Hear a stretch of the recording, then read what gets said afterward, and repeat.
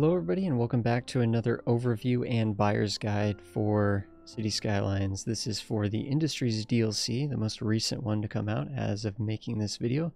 I'm KRX and we're going to basically look at every single asset, every single building, everything you get with this DLC, and you can make an informed decision on whether or not you want to invest and add this to your City Skylines collection. So let's zoom out and check out DLC Town here. So DLC Town is retrofitted with all industry stuff. This is literally 100% industries. I'm a little bit worried we're going to have some traffic issues actually, since I've just unpaused the game, and if all these industries start trying to work, we're going to have some issues. But for now, we can enjoy it without any cars on the road. So there's 4 main industrial parks. Kind of think like Park Life, right? This game is kind of Park-like, or this expansion is kind of Park-like-esque.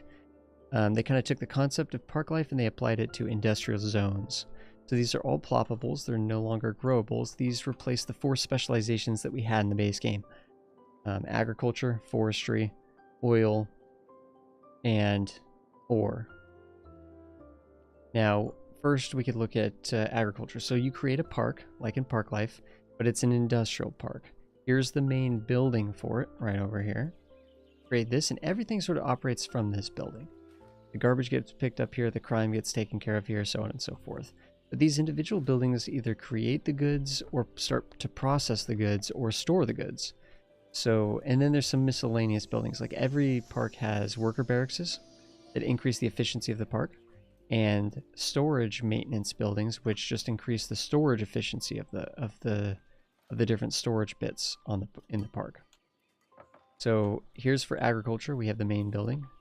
And a lot of this, I mean, these worker barracks and stuff, they're great for just sort of making the place feel a little bit more alive and just sort of spreading things out. Again, it's like, this is very much like Park Life, except these are industrial. It's interesting. You end up trying to design these in interesting, creative ways to make them look aesthetically pleasing. It's interesting because you wouldn't think of doing that with your industrial zones, but with industries, it really does make it feel like you want to do that stuff. So we have these little bits as the miscellaneous. Here we have the 4 storage bits, a couple different silos and types of barns. Then we can move back a row. We can start to see the primary production, which are these 4 different kinds of fields. Now it's just one field, and then you can switch its setting to either like corn, cotton, potatoes, or wheat, or greenhouse. So these are kind of the different fields here. For this is like a small field. This would be like a medium field. This would be a large field. Then you have some orchards, again a greenhouse orchard as well. And then you have small, medium, large. This happens to be apples, oranges, and pears. Then we go on to the secondary processing, right? So those crops are used to raise animals, and animal products are the secondary process, and also flour, if wheat into flour, for example. So here's the flour mill. And then other than that, there's going to be a lot of animal sort of raising and animal processing bits. We have the dairy. We have I think this is just a cattle shelter. This is some fields. This happens to be a small one. And then there's large ones here to show off the different types of animals. Here we have the Highland cows, I think. There's regular cows, although I don't know why they're not here right now. And then there's pigs, and then there's sheep. And I think these would just be generic, like these are like a mix, and these would just be like a one-looking cow. We have the slaughterhouse here, which is kind of interesting that they did something like that. They're not shying away from that, so here's the slaughterhouse. And that's what you get with the agricultural bit. We move across the road, we can see forestry. So here's the forestry main building. Here's the forestry worker barracks, and the forestry sort of maintenance shed, right? And you can tell that there's already like very different. Like here's this tiny little worker barracks here, this giant worker barracks here. They do the same thing, they just look different. This just maybe fits the role a little bit more for the forestry bit. And I think that all these assets look fantastic. Here's a grove of trees. Here's a large one, and you can see that you can switch between 3 different types. So here we have, what is this? Alders, conifers, and what is this? The beech trees. We also have little sapling fields that we can put down. Again, just aesthetic. They do the same thing. They produce the raw material. So they're just for aesthetics. And those actually come with a greenhouse, sort of not really a greenhouse, but just kind of like a like a hoop house, kind of like a mild greenhouse variant. I'm not sure exactly if these are like providing light or heat or how that works exactly, but just a little variant that you can do. We have this 4 different storage bits in here. So you can see we're storing the wood pulp in these kind of areas, I guess, in big piles. And then we also have the log storage in small and large. Then we have the processing bits. Ignore the traffic here, folks, because it's going to get crazy. So we have, this looks like it's just a little bit. So this processes, is this logs? It looks like we're creating plant timber there. Here we are creating, might be plant timber as well, but some of these are sort of pulp factories that create the pulp and create paper products, basically. Yeah, paper products, what this is doing and what this is doing, I believe. So we have paper processing and we have log or plant timber processing, which is really cool. So that gives us, every industry zone gives us 2 types of goods, right? As secondary products. And then those can get pushed into tertiary products through a new system in the industries we can show, and we're going to be showing all that stuff off in a bit. Here we have the oil industry. It's actually kind of lackluster. The offshore oil platform is pretty amazing. This is pretty stellar. It's a little goofy, you know, proportionally and such, but it still looks amazing and very high detail. Here we have some little little pumping stations, I guess, drills here, storage bits, different ways to store the crude oil. We have the main building for oil, we have the worker barracks for oil, and we have, again, these sort of just the maintenance sheds that increase the efficiency of the storage. We have different processing bits for petroleum and plastics. Yeah, it's hard to tell, but this is actually different than this. I think they both make petroleum, but I'm not... all of these make petroleum, and I think these make plastic. That's how it goes. Then we have the ore. So I'd say the oil is actually a little bit of a disappointment, but this is all still, in my mind, very cool stuff. Then we have the ore industry. The main building here, and the worker barracks, and the maintenance shed. And we have the storage bits for ore, which would be this big pile here of sort of like sanded down dust stuff, little bits, I guess. And here's like big piles of coal. This is also storage for ore. And then finally, this is a big sort of ore warehouse as well. The raw material, right? These all store the raw material. This isn't, I do have a video that sort of explains how this all works in terms of the gameplay on the channel as well. This is really just to kind of get a visualization of what kind of things can you build? What do you get with the game? What are you paying for? You know what I mean? I'm not really trying to give a tutorial on how this stuff works. Then we have the actual process where you actually gather the raw material, right? So here we're gathering the raw material in these sort of open bits. We're just clawing for it at the surface, digging for it at the surface. We have this bigger crane machine. We have this massive one here, which is really, really cool. If you stick this on the side of a mountain or something, it looks fantastic. Then we have these sort of blasting caves that we can go down into. And then there's a larger one over here, a small cave and a larger cave. This is for offshore ore gathering, which I'm sure this is a thing, knowing human ingenuity, but that is crazy to me that we're gathering ore offshore, and that's kind of what this is showing here. And these are the secondary processing bits for the ore. A little bit crazier going on here. We can make metals with the ore, like iron into steel, essentially. And then we can also make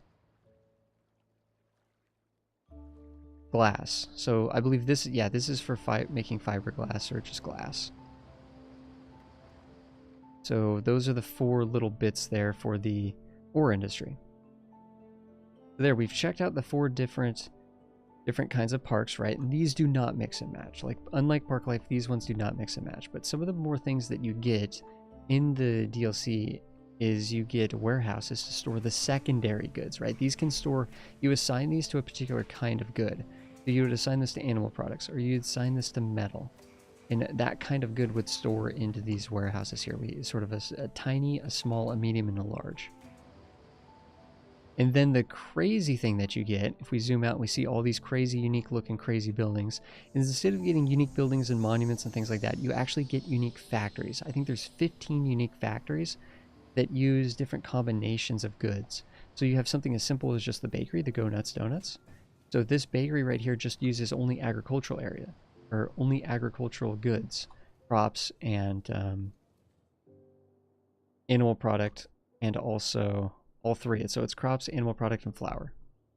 The lemonade factory actually combines the agricultural and the ore. So you need glass for the glass bottles, and then you need the crops for the lemonade. So this actually takes two different industrial areas and combines them, which is really, really neat. Here's an electronics factory. You can see that there's just some really cool, this is like a like a processed food factory. This is just some crazy plant that probably makes like actual like gasoline or something like that. I don't know. I'm not sure. I haven't used all these buildings before, to be honest, and I don't know them. I don't recognize all of them necessarily. This is a soft paper plant. We've used that once. This is a car factory. And then here we have a sneaker factory and sort of a portable home factory. And there's furniture factories, all kinds of factories. So it's kind of fun to actually set these things up and try to get, logistics set up in such a way that these areas get the goods that they need to put out the tertiary product. Right? So they create the final product, which can be sold for quite a good amount of money. And then there's also the final factory here is the shipyard, which is really, really neat. Because this actually creates the ships that we see, like the ferry ships, or not the ferries, the actual like tourist harbor ships. They actually get created here, and you can actually see them being made. It's really, really cool. Then you have two new airports for cargo. So these are cargo airports. This one has a rail connection built in. This one does not. That's the difference. This one's, of course, much more expensive, much larger. But these will actually ship goods via air. Completely impractical, but that's what these do for you in the game, and they work great in the game. Sims like to ship via air. The last two things that are not industry related that you get is you actually get mail.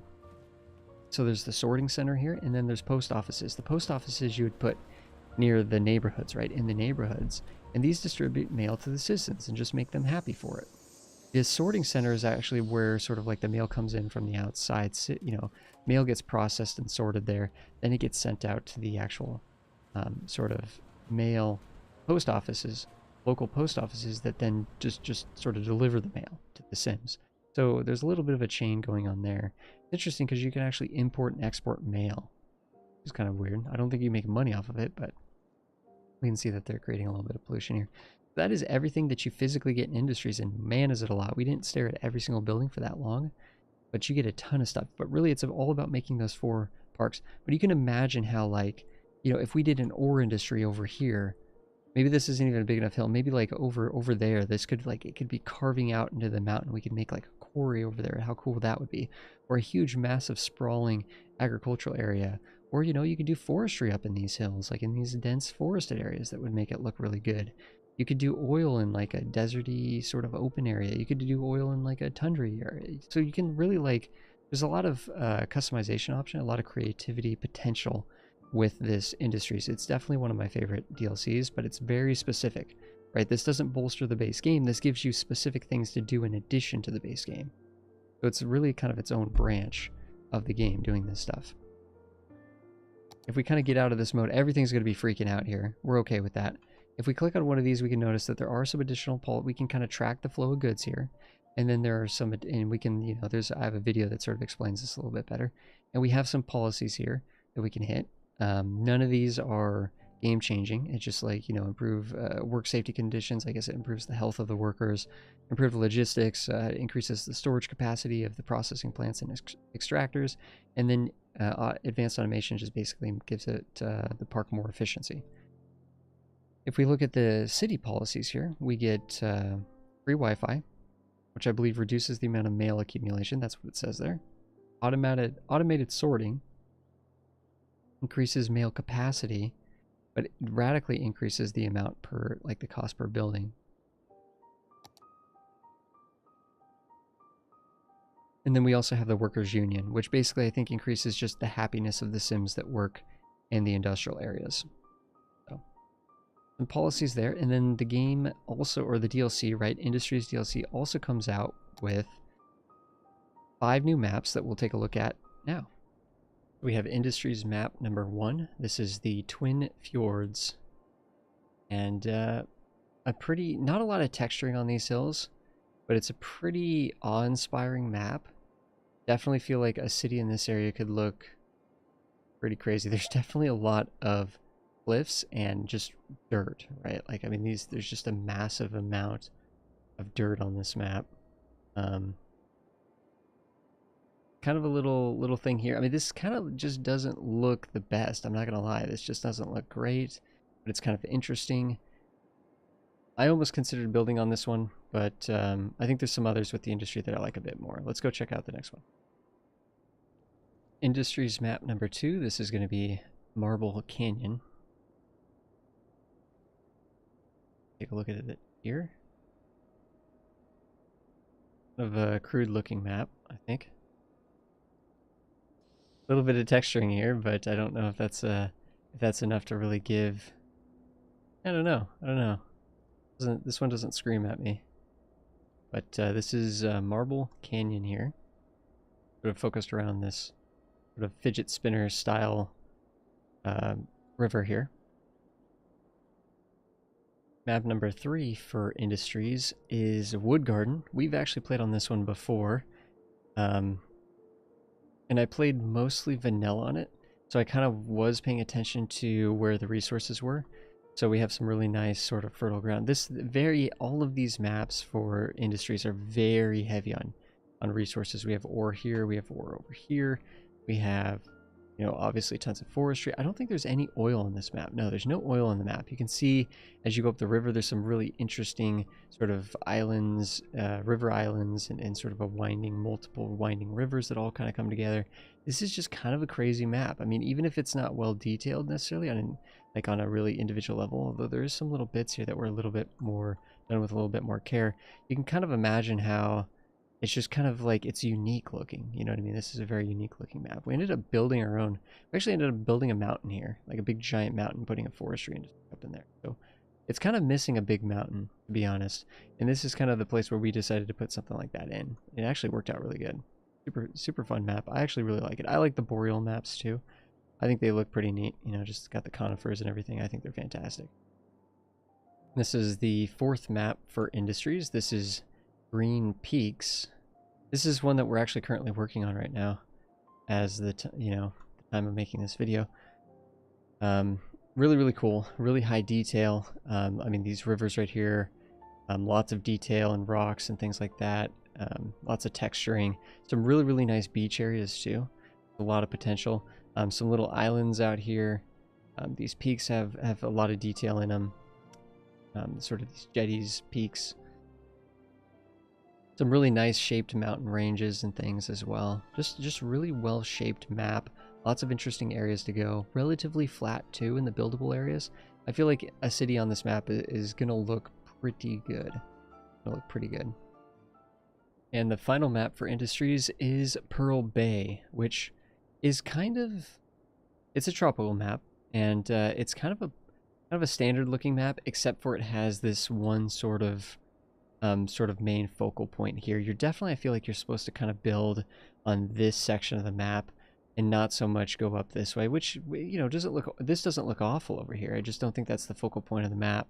So this is kind of like a really interesting sort of river system here, and a river delta that actually looks really crazy. I wonder, you know, there's a lot of interesting things you could probably do with this. I think it'd be very hard to make it look super good. You don't want to put like a bunch of buildings out here because then it would look kind of goofy, but you could maybe do like nature park or something like that. Could be really fun out there.